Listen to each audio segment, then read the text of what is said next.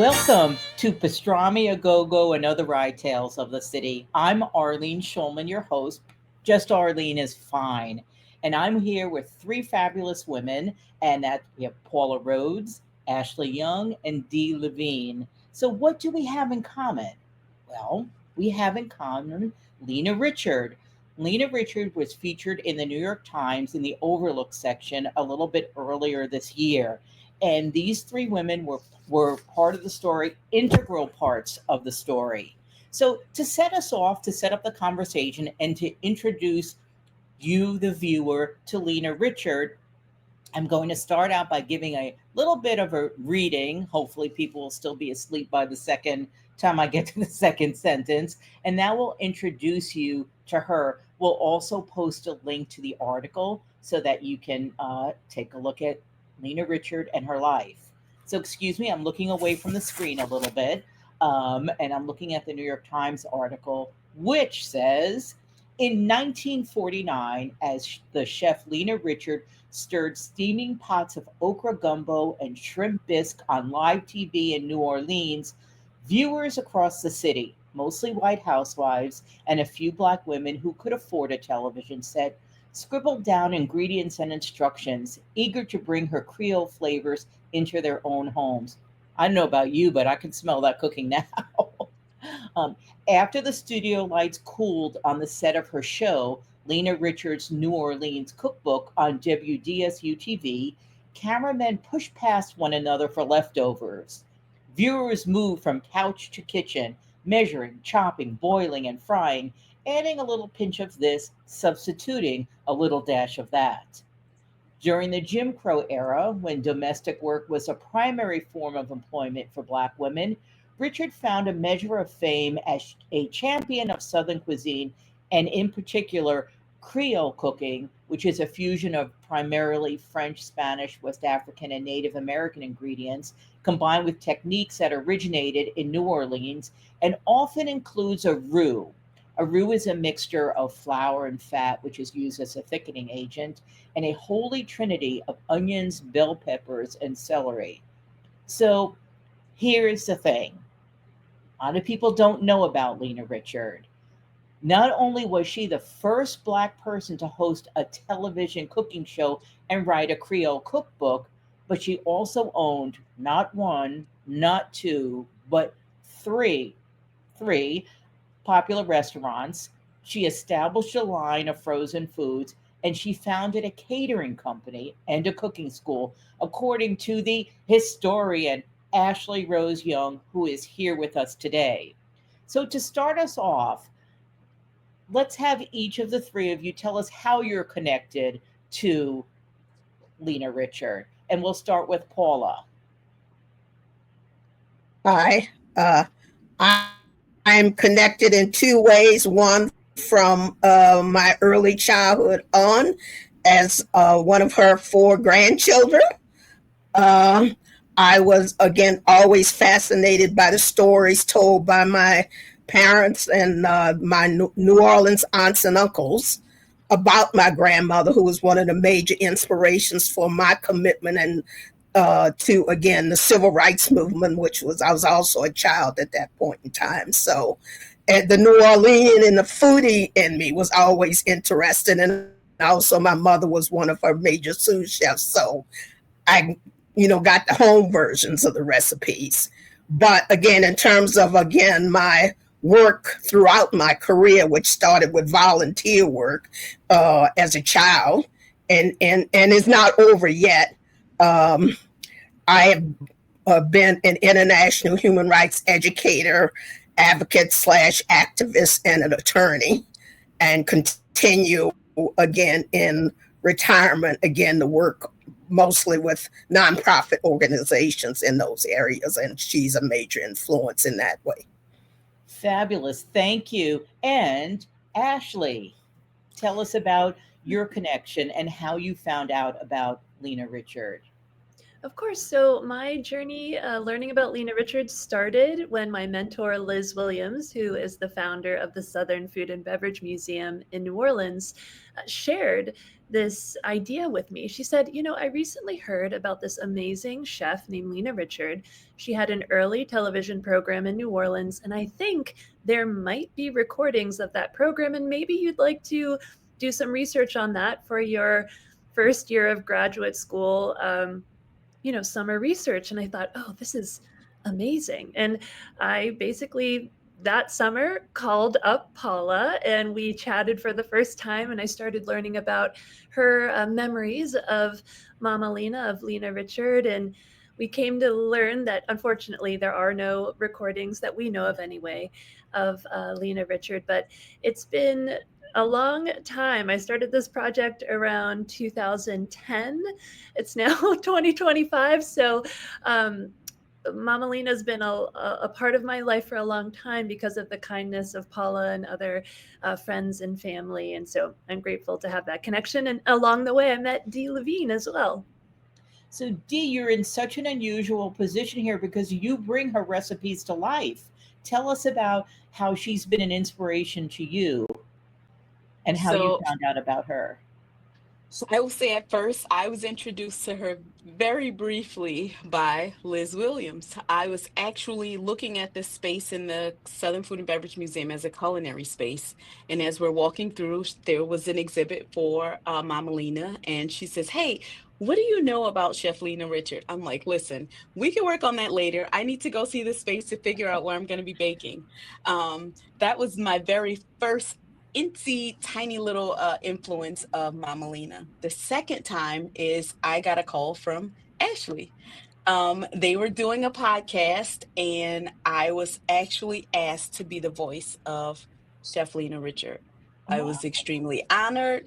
It was incredible and I was very nervous. I almost said no because I wanted to make sure that I could give her the respect that she needed. Being a New Orleanian, we definitely take things like this very seriously, and I didn't want to mess it up.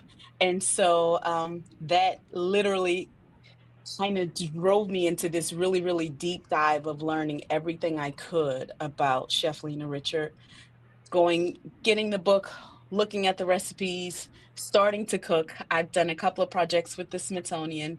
And one of my favorites was recreating Mama Lena's shrimp bisque recipe. Ooh, that sounds really good. Yeah, that was a But fun project. It was in the middle of the pandemic, and Dee yep. and I, so I used to work as the historian for the Smithsonian Food History Project, and we did live cooking demos and things. We also, during the pandemic, did virtual ones, and Dee was awesome. She totally said, yes, let's do it. And man, I wasn't in New Orleans, but my mouth was watering during that entire program when Dee recreated that dish. It was fantastic. And the recording still exists, so you can look it up. I might just do that. I have shrimp in the freezer. That might be next up. And Paula, have you tried that dish or any others? Tried, yes, and some of them are still amongst my favorites.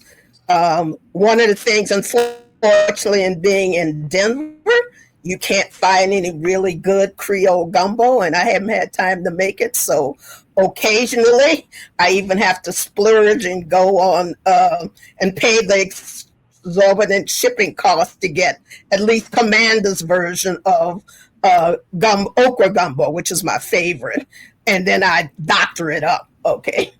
Um, but when I make the home version, which would be too costly ever to sell in a restaurant. So that's not in the cook. That it's based on the base couple of the versions in the cookbook, but yeah. But And what? I had my last trip to New Orleans.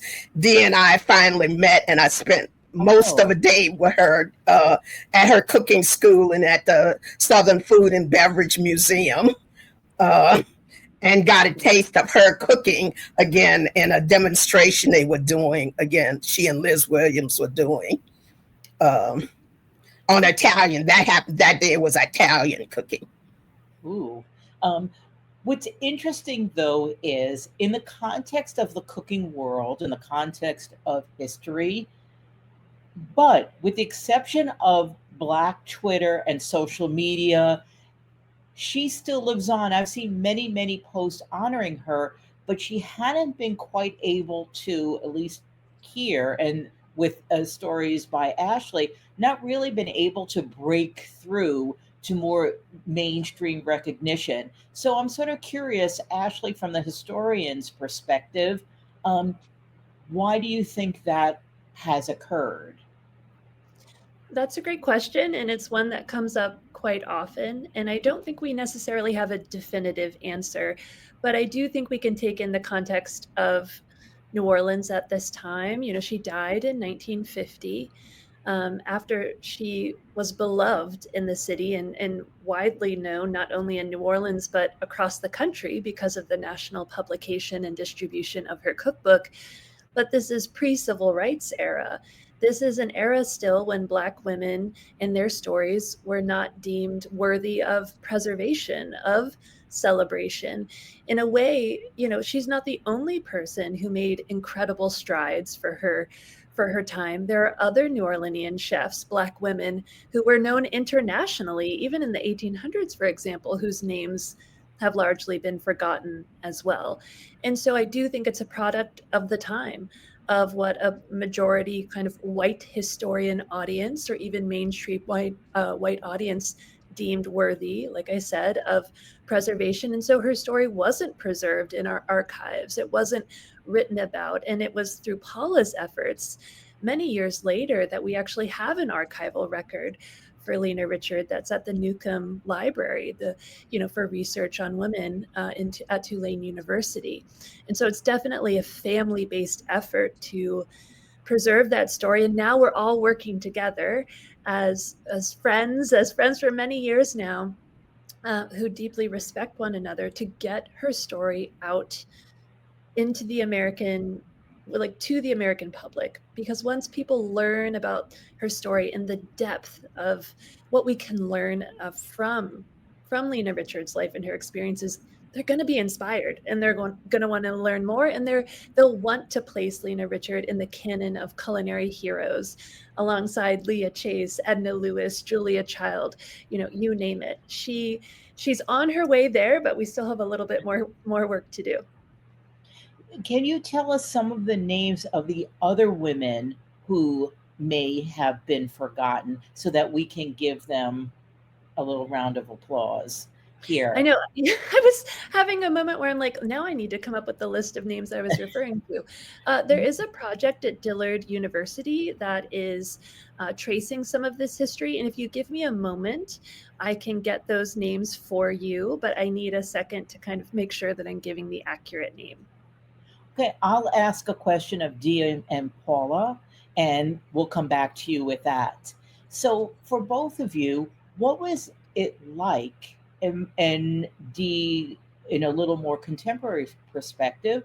So, what was it like to be a Black woman in the 1930s, 40s, and before she passed away, in having the ability to, not the ability, but being able to open a restaurant, 3 restaurants, have that cookbook? It's like she broke through every glass ceiling there was and kept on moving.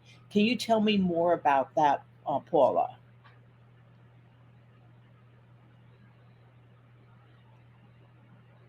Well, let me answer from the human rights perspective as a human rights practitioner, historian, rather than just a strictly business. I think part of it is, again, where I slightly different with Ashley is, she was not pre the civil rights movement.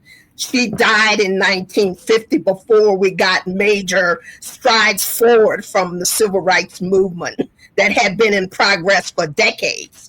Her death in 1950 was 2 years before Brown versus Board of Education. Okay, that 9-0 decision by the Supreme Court and the civil rights legislation. So And because of that, and I won't say more again, at least in this format. So part of that is the reason why I think she was you couldn't live in Jim Crow New Orleans. And I can say that because my early years was still formal Jim Crow. And that's one, and her influence is one of the reasons why I chose to be one of the ones to integrate the first public high school in New Orleans. Okay, so I'm talking both from the personal perspective, but also again, my studies and my work in human rights, initially U.S. civil rights, and now the whole world. And I think it also has a lot to do with her role as an educator, which is one of the least known, again, aspects of what she did. And that directly connects to the civil rights movements, because education, the right and the need for it, has always been one of the aspects and is one of the fundamental human rights. It also relates to culture. So tell us more about her involvement in education. As you mentioned, she had a cooking school. And once she got notoriety, there were several, like had cooking schools more formally and for larger crowds, more for white women and stuff. But from her early days, based on, again, the stories told, again, by my mother and my New Orleans aunts and uncles in every way, family except blood, she always, again, even if it was at the back of her house, okay, even when she was like, downtown New Orleans, she would always make room, even if it was 2 or 3, okay, to, at a minimal cost, maybe just to cover, again, the food, again, be open to training Blacks when she was catering, even for those who were not interested in culinary careers. She would hire them as waiters and waitresses and bartenders, so they would get some extra change. That's how my father, again, gets involved, because one of his spare job, even after she died, was as a bartender, and he continued that after the Gumbo House led. So that's what I mean about from the human rights perspective. And again, that's what kept my interest from teen years onwards going, and wanting, again, to get the story out, not just the foodie in me. That's one of the things, and the grandchild, but the human rights person also thinks it needs to be out there. And also the fact that she's providing education allows men and women to go out. It's economic freedom. They now have an opportunity to set up their own business for other means of employment. So she was looking after the next generation.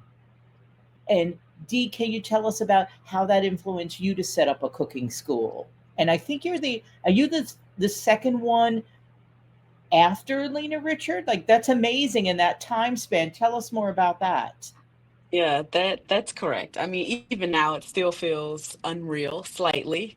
Um, but yeah, I love the fact that she was willing to really kind of stick her neck out for the community to help people make more money.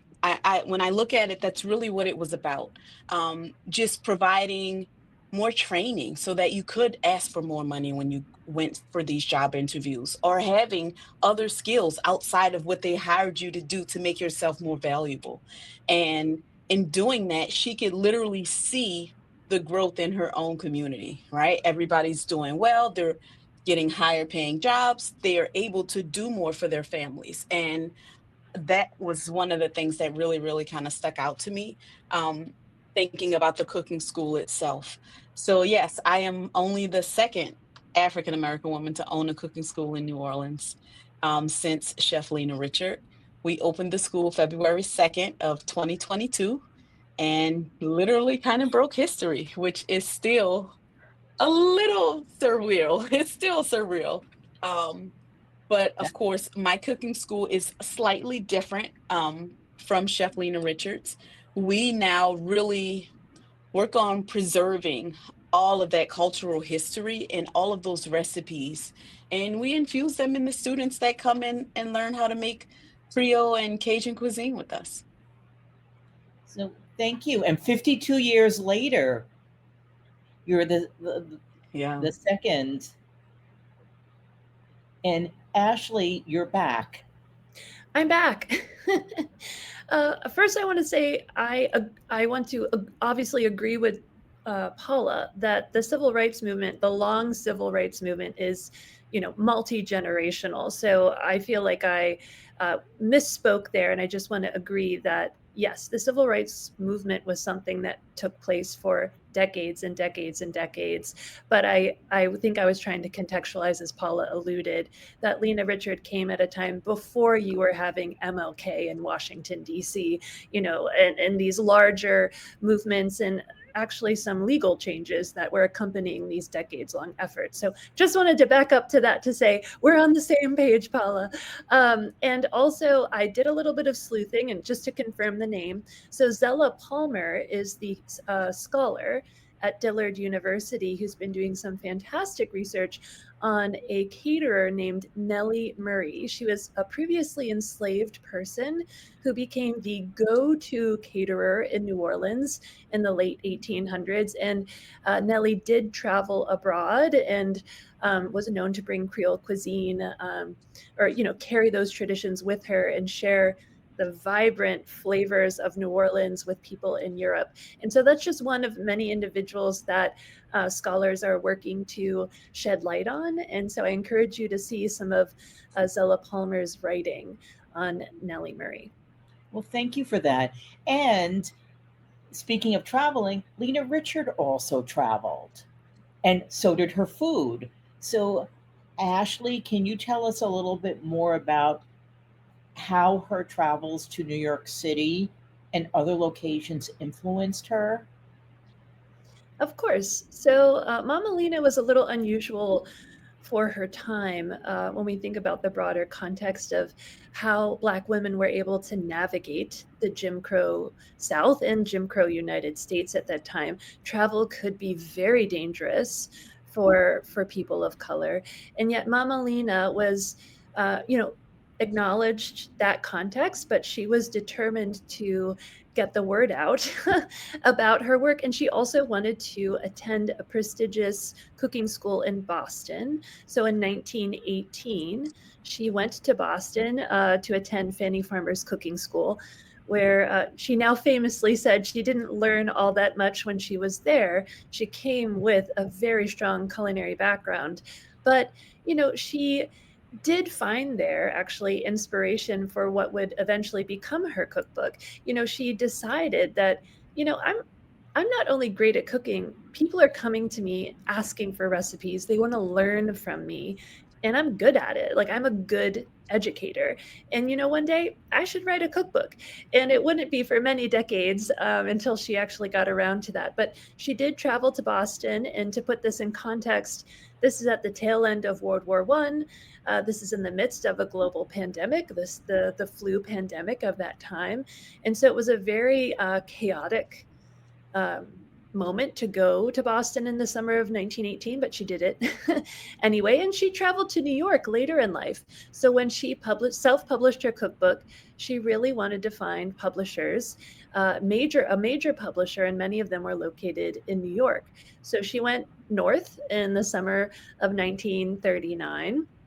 And she made connections there. The World's Fair was happening in Queens at that time, and she was hoping to perhaps do a cooking demo as part of the World's Fair, but she had many connections up there, and she went with her daughter, Paula's mother, and they spent time in Harlem, and this is right after the Harlem Renaissance. I did say right after, but just as it's kind of coming to a close, 1939, Harlem Renaissance really was flourishing in the early 1930s, for example, but this was an exception exciting time for Lena and Marie to be in New York, to be in Harlem, and to connect with Black intellectuals and religious leaders, and for her to share her work with them.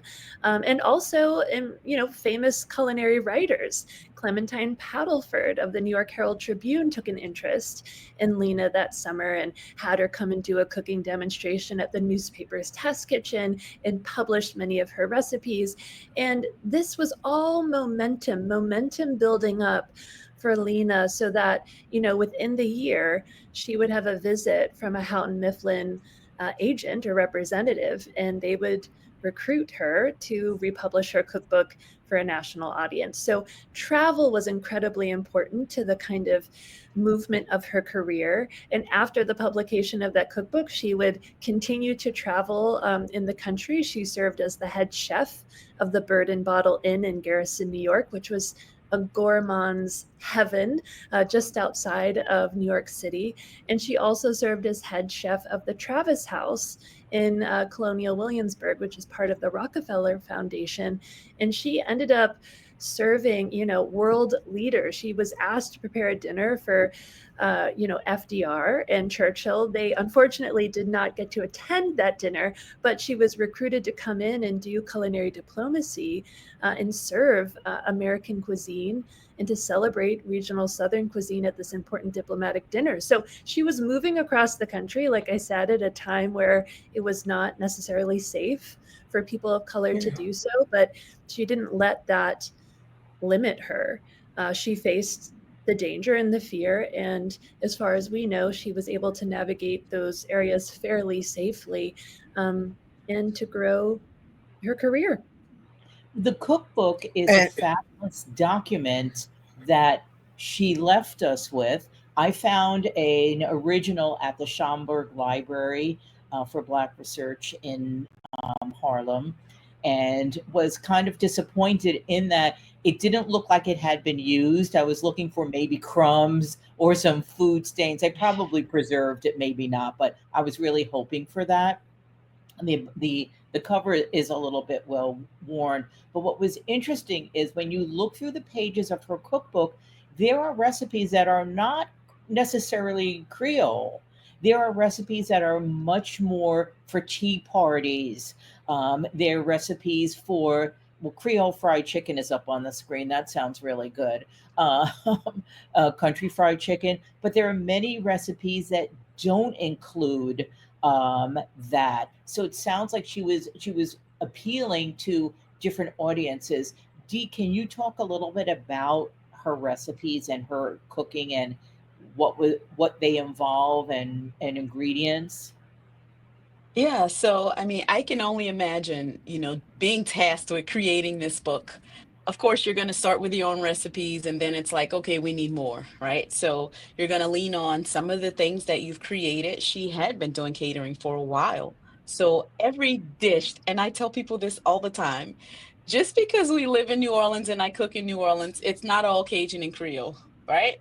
So there are other influences, and she wanted to make sure that she could represent those. And it also gave her a connection to other people, because people are still, even today, intimidated to try to make some of these Creole and Cajun dishes. Even if they have the recipes, even if they've watched a video or two, they're still intimidated to do so. So I thought it felt like a way of kind of bringing people together to make it a little bit easier to say, hey, it's food, right? Food is food. Yes, it's a little bit special, but at the end of the day, it's still food.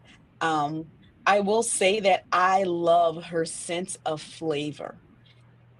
When you cook some of her recipes, just small little nuances that she is doing in the recipe creates incredible flavor. And that's one of the things that I love about kind of just exploring and bringing those recipes kind of into present day. Some have to be tweaked a little bit. You won't be able to find some ingredients.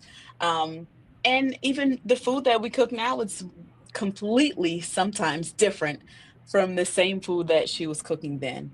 I often say it was before the time that we started playing around with things. Food was food. It grew out of a garden, it grew on a farm. It came out of a lake, or it came out of a freshwater source. Now we have a little bit more play with things and preserving things and trying to make them last longer. And, now we're shipping things all over the world. You could Yes. literally buy food from anywhere in the world. So the ingredients are changing a little bit. And so it's making things, maybe not work out like you thought they would be.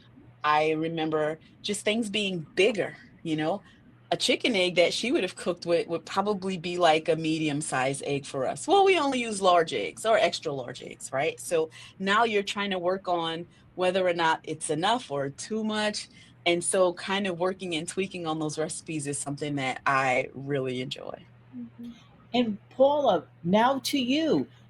Tell us about the cookbook. And I think somehow recall you saying your mother was typing up the recipes in the book. Am I correct on that?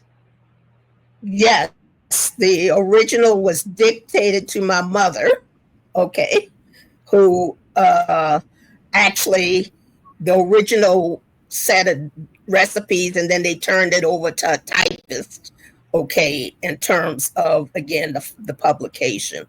Also, my mother, again, as I said, followed in her footsteps.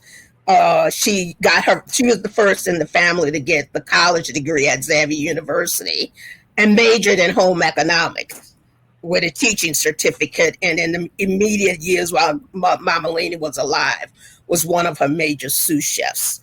In fact, the picture of Mama Lena in the uh, TV exhibit in the Julia Childs wing at the American History Museum um, is my mother, okay, Marie, her daughter, they were prepping for it.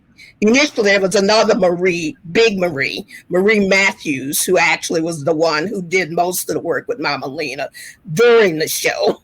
But that particular day, again, she was working with my mother. And both my mother and Marie Matthews, again, Marie stayed on after Mama Lena died and had her whole career at WTSU. And Ashley, can you tell us about who she cooked for, particularly in the early days, and her benefactress? Sure. But first, I want to add one thing about her recipes in her cookbook that I think is worth mentioning. And that is, as just to build on Dee's point, that Lena Richard, you know, New Orleans isn't a city that just has Creole cuisine or later in the 20th century, the infusion of Cajun cuisine. The city was a major cosmopolitan place, and it was a major port in American history and still is today. But, in the early 1800s, for example, it was the third largest city in the country. It was the second largest port in the country in the first half of the 19th century. So there's a lot of influence coming into New Orleans internationally, but also there were many Americans who were migrating to New Orleans once it became part of the United States after the Louisiana Purchase, who wanted to be part of that growing economy. And they're bringing their culinary influences with them. And then on top of all that, you have European migrants coming en masse, in the 1840s, 1850s. You have Irish and German immigrants. In the 1880s, for example, you have this very large Sicilian population coming to New Orleans. And you see in Mama Lena's cookbook that there are recipes that reflect the Sicilian influence in New Orleans. So she embraced the kind of dynamism of Creole cuisine. It wasn't static. It wasn't stuck in a particular 19th century, early 19th century grouping. It wasn't just gumbo and jambalaya. It was also stuffed artichokes, and it was also Irish potatoes or German potato salad. So you see Mama Lena's recognition of that kind of international cosmopolitan quality of Creole cuisine. In terms of who kind of helped her, obviously her family was supportive of Lena early on in her career and as her aspirations just grew and grew. But she did have assistance from an early employer, and her name was Alice Varon. And she was part of an elite white family in New Orleans, Alice was. And Lena was working for her part time while she was attending school, helping, as many Black women did working in the domestic service industry. As a young woman, she was helping prepare lunches for Alice's daughters and things like that. But eventually she had the opportunity, when Alice's cook left, to prepare a meal for the Varon family. And to say the least, she knocked it out of the park. Mama Lena wowed Alice Varon to the point where Alice said, I want to hire you. Please come be our chef. We can equip the kitchen with whatever tools you need. You are special. There's something here that needs to be fostered. And so Lena came to work for the Varon family full time. Alice invested in her culinary education, helping send her to schools in New Orleans, to cooking demonstrations, and to schools around the city, but then eventually also supported Lena to attend the Fanny Farmer School in Boston. And I do want to acknowledge that none of this would have been possible without Lena's family, including her husband Percival, for example, as well as her extended family. But Alice was kind of a mentor of sorts. She spent time in the kitchen with Lena. She wanted to foster her education in a similar way that Alice fostered her daughter's education. All of Alice's daughters went on to get a college degree. She believed in the education of women. And so you see that reflected in their relationship and with Lena's ability to kind of attend schools that would have otherwise been not open to her because of her race and her gender. And Paula, you wanted to mention something. I just wanted to note that actually my Mama Lena came to Varon's attention initially, according to the oral history again, of terms of the family. And I mentioned oral history because that's also one of the reasons why she and the other women who have gotten less because of the oral history. But she actually started because her mother, who was, again, a maid for the Varons. And when she was young, she was the youngest of the children. They allowed her to bring her, and she would, if she wasn't helping her mother, she would be in the kitchen sitting with the cook. And that's when the cook started allowing her to show it. And eventually that's what led to Mrs. Varon. And that's where Ashley, again, has already addressed it. But she actually started it as a youth, not when she was employed part-time, again, but even in her her childhood days, again, just being tagging along with her mother. That's how Mrs. Varon, again, first came across her and that influence. And what knowledge or acknowledgement has there been, or a connection to that family? I think the cookbook was dedicated to Alice Varon, but are there family members that are around that have acknowledged the family connection? Because in a way you're almost related. So I've reached out to some of the extended family that are part of the Varon network, mainly to ask, do you have any letters? Do you have any information about Lena Richard? Do you have, obviously, Lena and Alice had a pretty close relationship. And, to acknowledge this, one made complicated by the dynamics of the segregated South and by the socioeconomic differences. We can't leave that out of the picture. But I did reach out to various family through email and over the phone. And unfortunately, none of them knew about Lena Richard, and they didn't have any records or letters or anything. There was one photo that they shared with me and Paula, and we thought perhaps it might be an image of Lena's mother, maybe, with the four of the Alice's four daughters. But we're not really sure, and unfortunately, we didn't really find out any additional information. But the family were so excited to learn about Lena's story and the connection to the Varon family, and we're very open to helping in what ways they could, checking their family papers and things like that. But unfortunately, nothing turned up. And Paula, I understand that there are some artifacts remaining. Perhaps a letter or two, or was there a large cooking dish?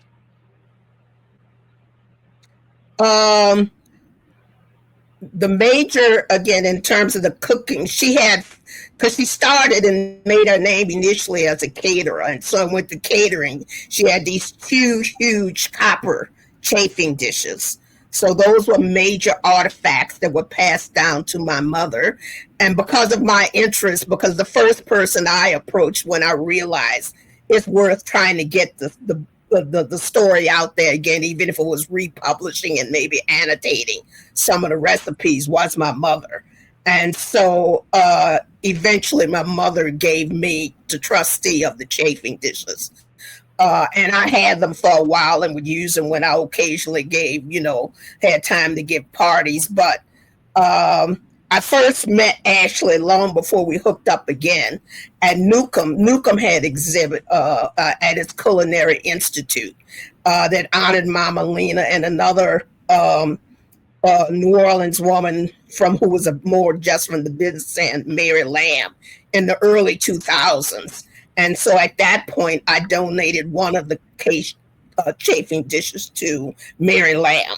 The other one is now in the Smithsonian at the American History Museum, along with the one original family version of the 1939, which is very hard to come across. Even the Houghton Mifflin, because the Houghton Mifflin picked it up the year later. Okay. But even the Houghton Mifflin version. So I only have one of the Houghton Mifflin versions that I actually got on the secondary market years ago. Okay, that I have not already donated. So the artifacts then in that sense remained are primarily, but there are a few that I have some copies of that I tried to share.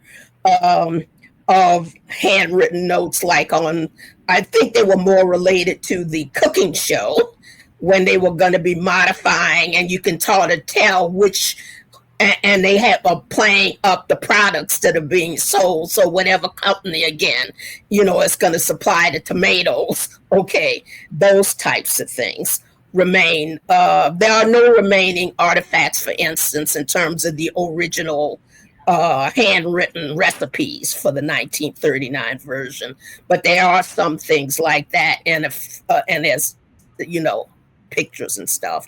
And I also have a couple of things because, as I said, the family, again, part of the support not only was learning from her mother and the mother's family, but from my perspective, Mama Lena would not have been able to have the success she had it not been her supportive husband, Percival, who again helped with the maintenance and stuff like that, even as he held down other jobs. And for instance, when she was traveling, he was also working with the frozen food company, and that sort of maintained it while she was away in Williamsburg. So there was the family, and then again my mother, and then when my mother got with my father and he got in, like I said, that was his second hand. And even after they died, that was a source of income for us, was him continuing the experiences as a bartender and things like that.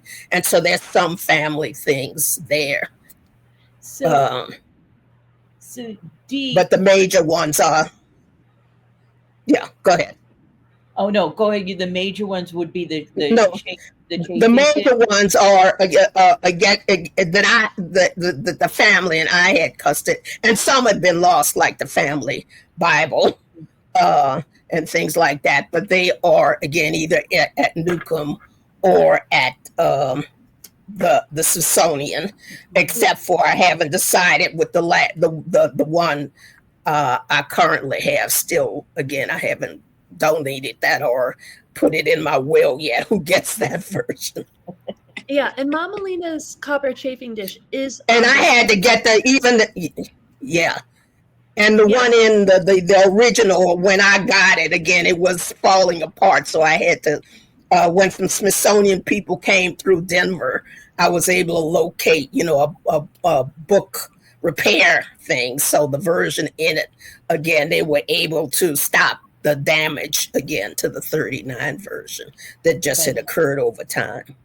Fantastic. Ashley, you were going to, and then I Oh, I have a was just question going to for say, Dee. if you find yourself in Washington, D.C., and you take a visit to the Smithsonian's National Museum of American History, you can see two places where Mama Lena's story is shared in some way.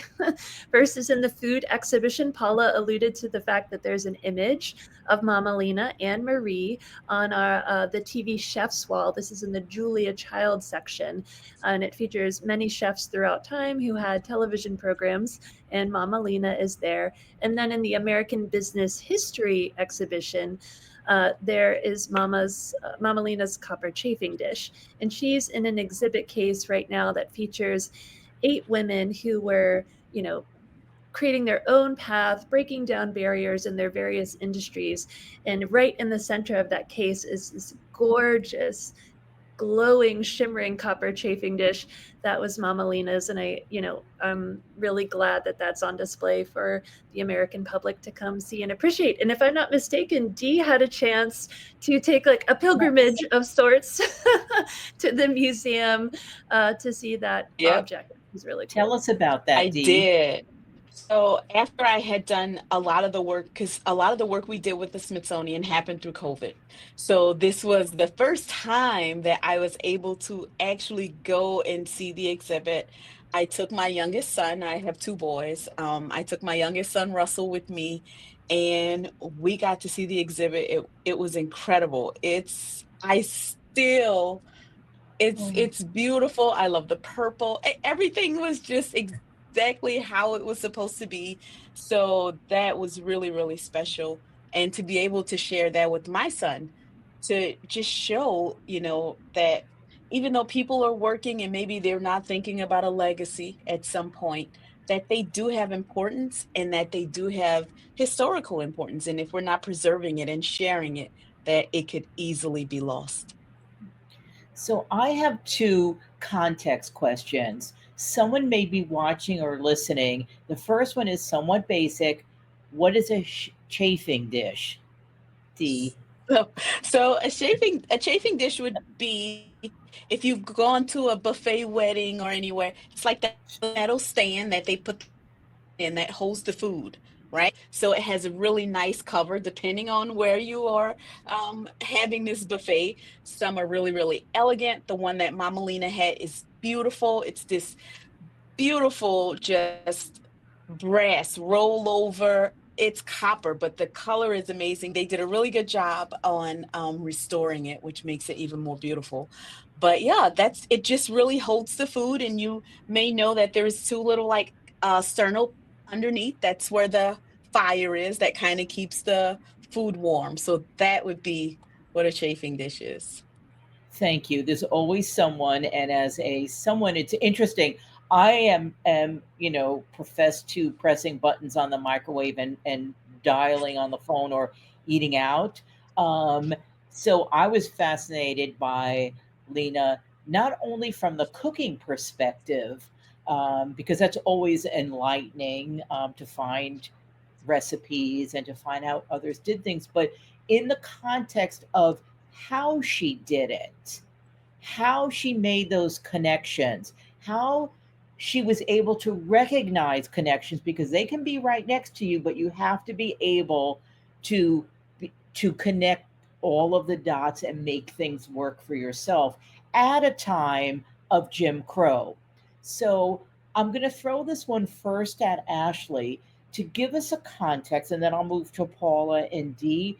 Is what is a day to day like for a Black woman under Jim Crow? And remember, people watching or listening may not have lived during that time period. They may not have read about it. They may not have been taught. So, just to kind of dig into her day to day and how she moved through it and what that might have been like. That's a great question, and I actually want to give more space for Paula and Dee to reflect on the experiences of Black women, but I just will provide like a basic very basic context, and I think Paula will expand on it from her own knowledge of this time period too, and Dee from what she's learned as a Black woman living in New Orleans. But the Jim Crow era were defined by a series of laws that limited the ability of Black people to navigate life in the South. These were racial segregation laws, for example. We are likely familiar with images of segregated water fountains, bathrooms, restaurants, other public spaces. We've been taught as a country about Rosa Parks and what she was doing in the public transit system, where African Americans in the United States were expected to sit in a different part of a bus to give up their seat for a white patron who was going to go on that bus. So these are just some examples of how Jim Crow life could impact a person who's just trying to navigate everyday life in a city like New Orleans or anywhere in the United States. We have de facto segregation outside of the South, and that's although things weren't legally written down, for example, that an African American person might not be able to enter this space. There was the cultural norms of that time and the constant threat of potential violence or incarceration or other prejudices and biases that were constantly and ever present in the African American experience at that time. Like I said, I don't want to talk more than this when we can have individuals like Paula, who has a deep knowledge of this, and for Dee to speak to it as well. But I just wanted to provide a little bit of context there. Thank you, Paula. We'd love to hear from you. Yes, I'm pausing because I could take a whole 4 hours at least, again, to just do the basics, but I will make 2 points. One, going back to oral history and the strong Negro, because we have said African American and stuff, but in her time it was Negro if you were being polite, okay? Negro or Black, which basically Negro is the Portuguese for Black, okay, because they were one of the slave things. But one of the unique things about being the port city in the South, and again, the easy part is as long as Blacks stayed in their place, again, sometimes, again, they would be, kind. But within the strong, what made the communities strong, the Negro community, okay? And during Jim Crow, that would be the term that was used. Even Black comes up more after, again, some of the relatively recent civil rights successes. So as a Negro woman, and the family and the migration from New Roads to small town into New Orleans, where there were more jobs, domestic was one thing, teaching was the other. But one of the other things with the separate but equal education is that another role for women was as teachers. That was another way. That was why Negro women often had college degrees before the men, or more, simply because even the men can make more money elsewhere, even though they were blue collar. Okay, so it was either domestic work or teaching. But one of the experiences, and this is where I know from my own experience, as well as the history and the courses and other things and stuff that I've learned. Okay. Is that often, again, a major role, and if you, again, was oral history being passed down from generation to generation within the Negro community. Not everybody was like Alex Haley, who had the capacity to then go back and trace the roots all the way to Africa. But one of the key messages that I got, again, and I think this was typical, again, of what made the New Orleans Negro community a very strong and actually produced a lot of folks who went elsewhere, like an Andrew Young or Julian Bond, okay, who were the first in other cities, is that you got a sense of, like, I was told by action more than words by the aunts, uncles, and parents and the other Negro children. It's your job to do your homework, in parens, unpaid job to do your homework. because countless numbers of ancestors died for the privilege of you being able to get an education. And they were not talking about direct bloodline descendants. They were talking about the slaves that had survived the Middle Passage and survived with the spirit. And I'll end with Mama Lena in terms of one of the connections she made. She was Catholic. And raised Catholic and active in the Catholic Church. But when it came to the business, the catering business, and even the restaurant business, a lot of her connections and where she had exhibits or cooking classes or cooking schools were in, again, the Catholic, in the Baptist, the Protestant churches that were strong. So it's tied to the history of the role churches played in the African American community, specifically in New Orleans. And she was very tied in to that network, as well as, again, in terms of just the music and stuff. Mahalia Jackson was from, my Uncle Bill was one of the youth of Mama Melina's generation, again, but he was an organist for Mahalia. So that all gets transmitted in terms of education and culture orally by example and things like that. And that's part of what supported and I think gave Mama Lena, again, her impetus. But it still begs the question, why as a dark-skinned woman was she so had such self-respect? Okay. And I think that's one of the things that made her unique. She did not buy into the fact that just because she was dark-skinned, everything white was beautiful.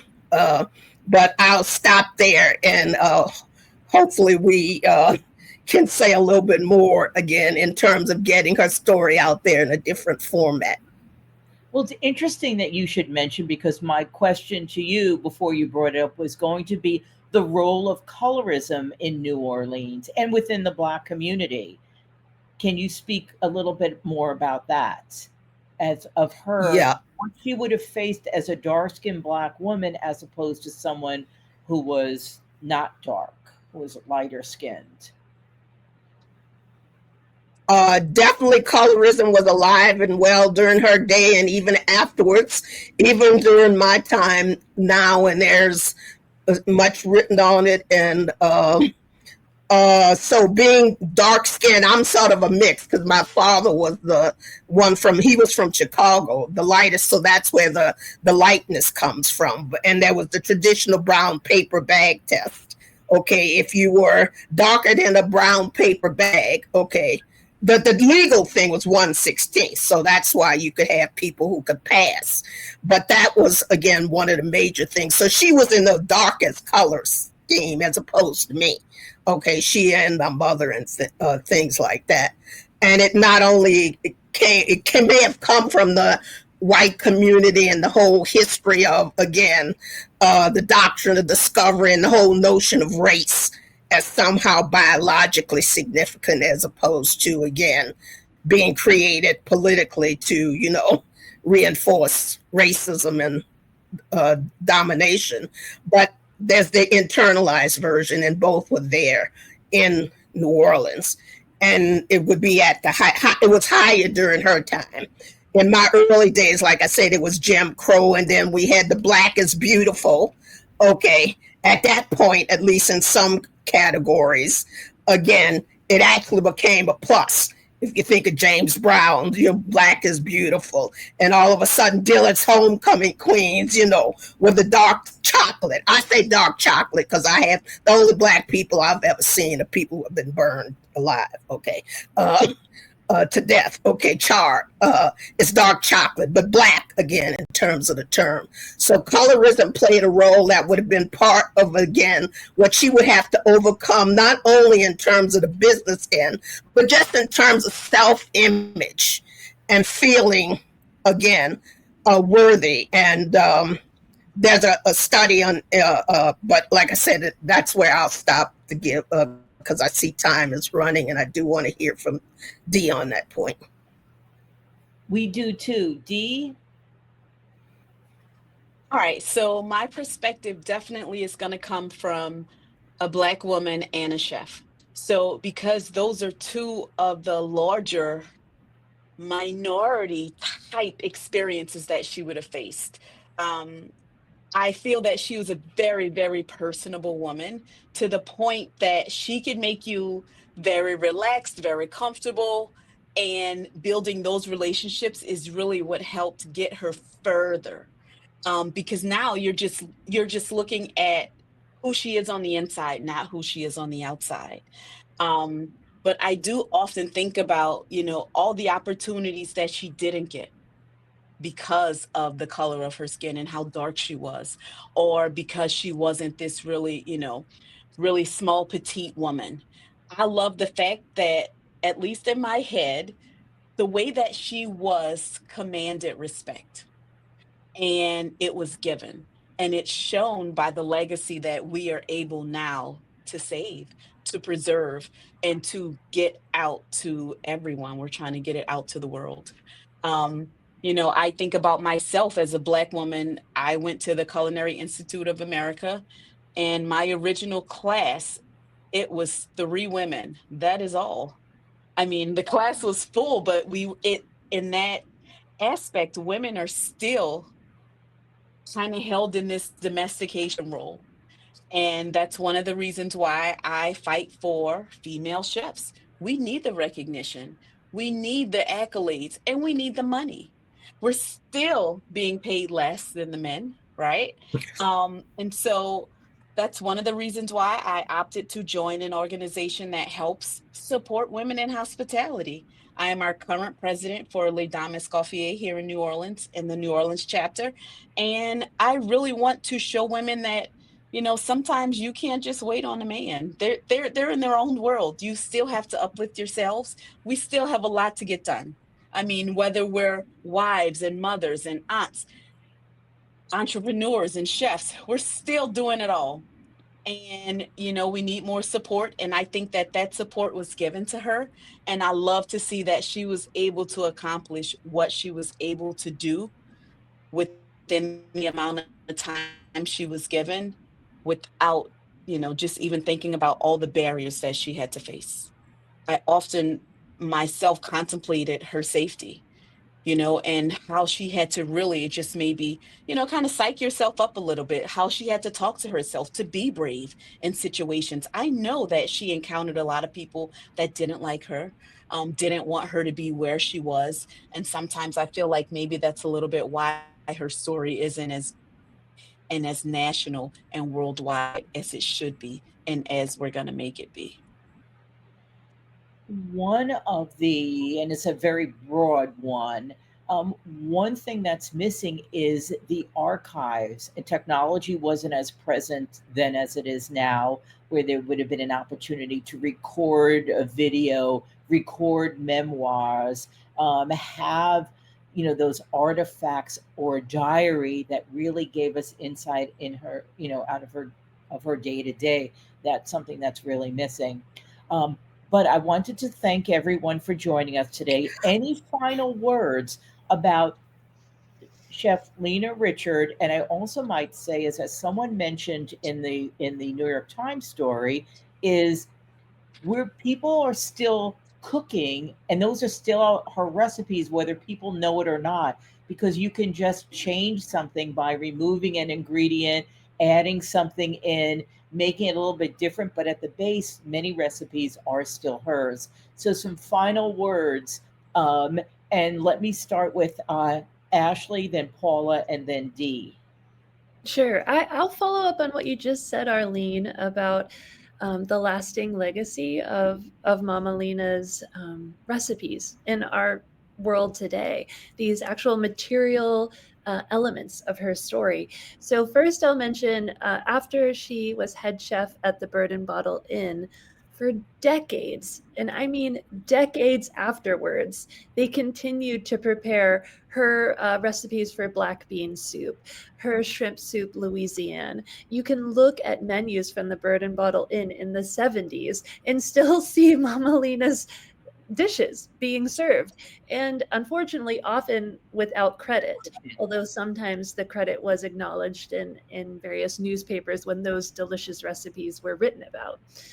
But I'll also say that there are people who are rediscovering her recipes now through demonstrations like the ones that Dee has given, through demonstrations and lectures that I have given, through just exchange of family recipes. There are people who've learned Mama Lena's recipe for gumbo filet, for example, who now make it every year for people in my hometown of Pittsburgh who now make that recipe every year around Mardi Gras. And you see this kind of continued these echoes of her presence, over decades and decades after her death. And I think that's something really beautiful and profound about culinary history and culinary culture, is that it does outlast us. It does continue on even when we leave this earth. So that gives me hope that more and more people will be able to make her recipes and find some sense of connection to Mama Lena through them. But hint, hint, are you and Paula not writing a book? We are. Dish We on that. we have been co-authoring a book for quite some time now, and we are re-energizing that project now. And we are, we've been brainstorming with Dee about the possibility of including recipes. There's lots of ideas percolating, but to say the least, bottom line, Paula and I are dedicated to getting a full-length biography about Mama Lena out into the world. And we are hoping we can collaborate with Chef Dee and really make this a dynamic resource for people. So there'll actually be an archive of sorts, and that there will be a well-researched, beautifully written book that can share her story with anyone who wants to learn more about it. Thank you. Now, Paula, final words here. Well, again, the hope is to have that book out there. The joy is that, again, more of the information has been trickling out through the decades, not the least of which through Dr. Ashley Young. And so another book that's already, again, been picked up and will be out there soon is a popular version of her over 400-page PhD thesis on how women, Blacks, and other minorities, again, use their culinary skills, both, again, in terms of the cooking and the business, to support the community, not just themselves and their family, because that's one of the things that was strong in Mama Lena and in that Negro community she was in, was the sense of we, not me. Okay, community. And that comes out again in that book. So that is another one to be on the lookout again, and it will give you again more of a sense of the background. And in terms of our book, my particular hope is that I'm looking for one is not just a fairy tale, not just the highlights of the success, but where we can explore more about, again, but what was the cost of that success. And Dee, take us out. All right. So the first thing that I do want to recognize is I know that we don't have a lot of artifacts and a lot of things from her, but you have to think about the history of New Orleans and how many devastating hurricanes we've had that it would almost be impossible. I mean, even for myself, I think I have less than 5 items from my childhood that weren't taken from Hurricane Katrina. And so, those things, they're just not going to be in existence. I mean, unless someone somewhere down the road, you find an estate sale that may have something, nobody knows what it is, and then, it could be preserved in that way. But I do want to say that just getting her legacy out there not only inspired me, but I know it will inspire others. One of the reasons why I really gravitated to opening a cooking school, really because of Lena Richard, was to be able to give an example, to show women, to show girls, to show people in our in my hometown, that you can do something that's amazing, even through some of the harder times, and still build a legacy on something that you can be proud of, something that we can look on for generations to come. Well, I wanted to say thank you so much to the three of you for this insightful conversation. Lena Richard lives on. What I will also include when the video is posted to anyone who's watching is we'll include links to websites, to books, to the New York Times article, and to other information about Lena Richard so that those who would like to find out more information can do so. And of course, when you're in New Orleans, you know where to find Dee, and the Smithsonian's exhibit should be highlighted as well. So I wanted to thank the three of you profusely for joining me, joining the conversation, and a special thanks to my producer Steffen Kaplan, who has kept us all together here. So thank you both. And thank you, Arlene, for being one of those persons who, again, is doing not only in this video cast, but again, and in your other work, again, getting Mama Lena's story out there. Thank you very much.